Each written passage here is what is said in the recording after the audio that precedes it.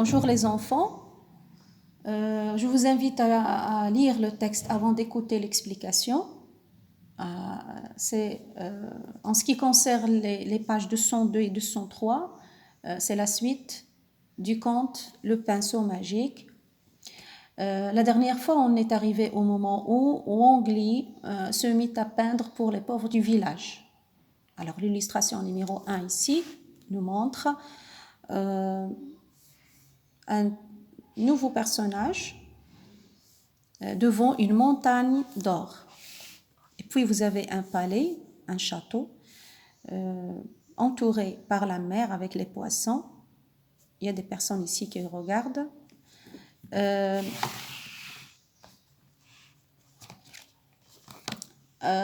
a ici un navire,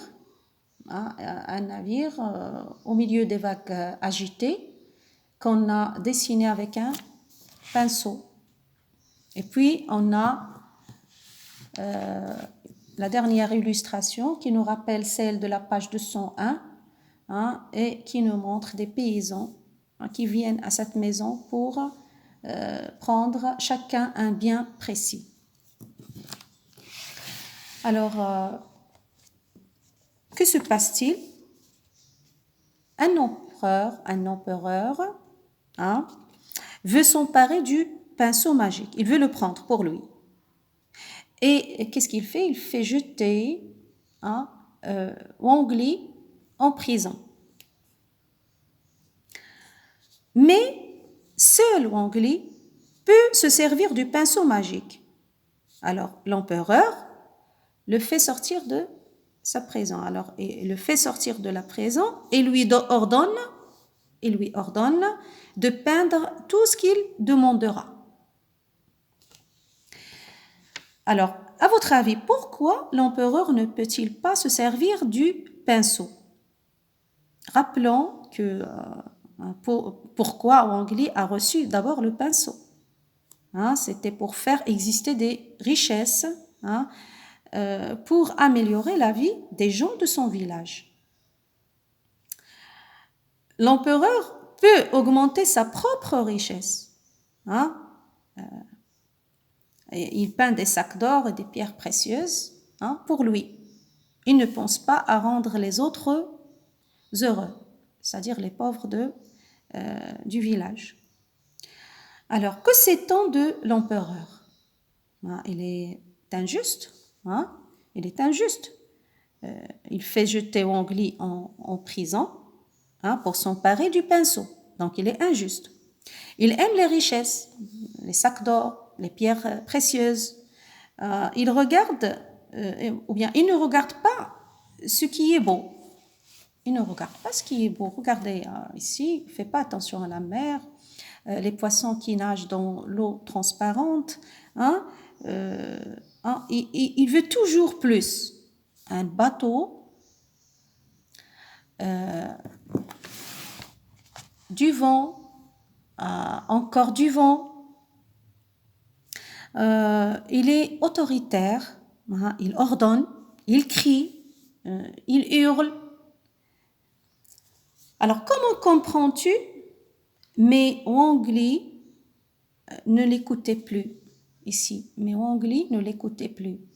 C'est la réponse. On veut répondre à la question numéro 1. Ici, il y a trois hypothèses. La première, c'est que le bruit de la tempête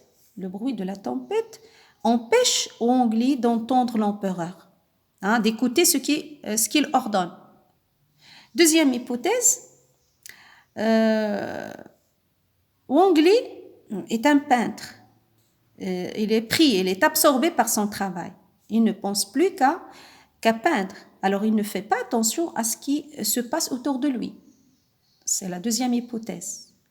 La troisième, Wang Li sait que l'empereur est mauvais.